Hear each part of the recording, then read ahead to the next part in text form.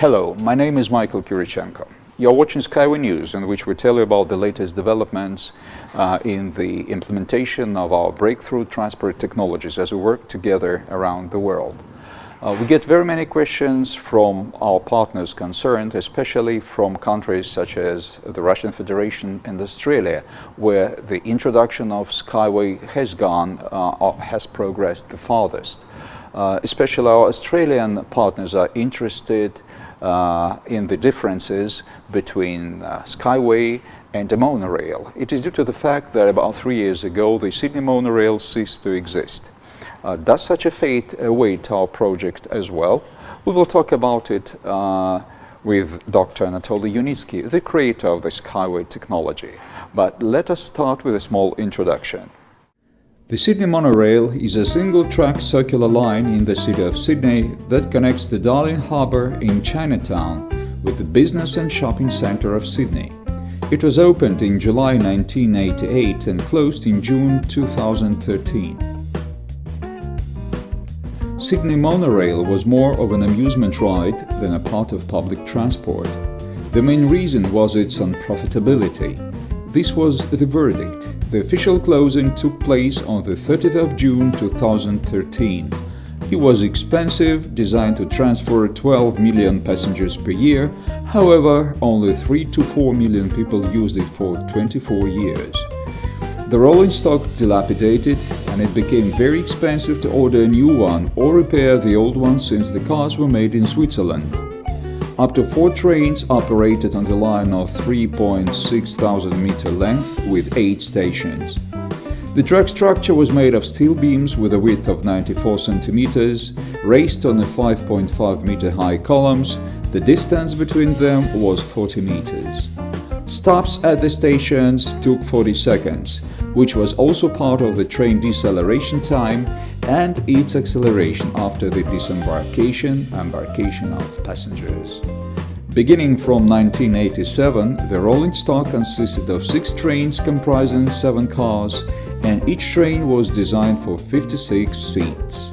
Trains ran on rubber wheels. Each car had 6 traction motors of 50 horsepower capacity, allowing the train to move at a speed of 33 kilometers per hour. The creators of the monorail always received a lot of criticism. Many believe that the decision on its construction instead of other transport systems, for example, light rail subway, was a political one. The construction of the latter line would have been cheaper by $20 million, and the ticket price would have been lower by 40%. During 24 years of the Sydney monorail operation, the following incidents were the most notable. On the 27th of February 2010, at about 4 p.m., 2 trains collided at the Darling Park station. As a result, 4 people were hospitalized. On the 24th of September 2012, the damage of the underground cable caused a complete shutdown of the system. As a result, aerial platforms were used to rescue about 100 stranded passengers. Anatoly, as usually we get many questions from our partners, investors, primarily from the countries where the introduction of SkyWay has progressed the farthest, particularly from the Russian Federation and Australia. This time a question came from Australia. What is the difference of the monorail from SkyWay? They are very interested in it because the Sydney monorail ceased to exist almost 3 years ago. Will the same happen to our transport infrastructure complex, in case it is implemented in Australia? Please tell us shortly about the differences and advantages of the rail train technologies. For example, we may start with the fundamental elements such as the track structure. Here, we should pay attention to the terms, because a so-called monorail is not a monorail at all. It is a mono-beam. How can we call a rail the structure of 1.5 to 1.5 meters in cross-section? Are you speaking about the Sydney monorail? No, I mean a monorail in general. It's accepted term. Wheel pairs roll on it. What kind of a monorail is it? Are actually a variant of flyovers with conventional beams having all their disadvantages. Just the two of them is large materials intensity and high cost. In addition, the presence of expansion joints, because such structures cannot be built without them. The joints produce banging and hence wear and tear of the structure. Water gets there, and in winter the wearing process starts. The bearing capacity of such structures also decreases, therefore they have such high materials intensity. As regards the rail string track, it is a real monorail, since we have only rails. As a rule, we use not a monorail, but a double rail.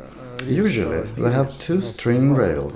Therefore, it is clear that these two are different structures.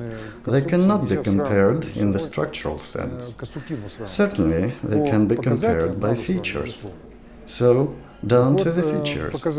Why was the Sydney monorail dismantled? The reason is the structure design of this particular variant of a monorail. They have many variants of it. For example, the Wuppertal one in Germany. This is a conventional monorail road built in the end of the 19th century. It is already 120 years old. Nobody dismantles it. It is fit in the city. Therefore, let's talk about the differences and advantages of a SkyWay string track over a conventional monorail. Firstly, with SkyWay track, the material consumption is reduced by 20 times and, consequently, the cost of track structure is reduced by the same rate. It must be paid back. That's why depreciation of capital expenses is always included into the travel cost. As a result, our travel cost in this aspect will be lower.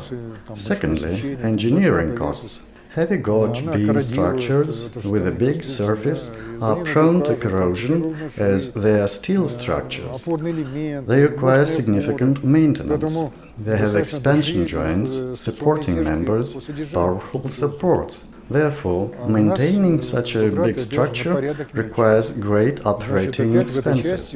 In contrast, ours are much lower. Again, our net travel cost in this part will be lower. Now for the energy consumption. Monorail tracks in Sydney, as far as I know, are designed for a rolling stock with rubber-covered wheels. The rolling of this wheel, even on a steel beam, encounters great resistance. In our case, a steel wheel moves along a steel surface. In addition, our wheel support is improved compared to a railway one by twofold. Therefore, in our case, energy consumption for overcoming wheel rolling resistance is also lower. As a result, travel cost in this aspect will be less as well. Another advantage that we have is absence of airfoil effect, as we have two rails and no solid road bed. We have envisaged highly aerodynamic design for our vehicle, which we call a unibus. For these reasons, we need approximately 10 times less energy for transport operation. So, in this aspect, our travel cost will be lower again. Thus, it turns out that our net travel cost compared to a conventional monorail will be 10 times lower. The whole transport system will be 10 times cheaper, and hence its payback period will be 100 times shorter. The Sydney monorail was dismantled, but our track will not inherit its fate, because it will be effective. Moreover, the location on the second level increases its safety. I know there were accidents related to the Sydney monorail. Luckily, no one died, and that system was in operation for about 20 years. Let's consider how many people died in Sydney streets during these 20 years. And how many of them became handicapped? Why don't we compare these things? Obviously, there are no absolutely safe systems, but overground systems are safer because there are no obstacles they can clash with, no pedestrians they could knock down, no traffic lights, semaphores, level crossings or crossroads.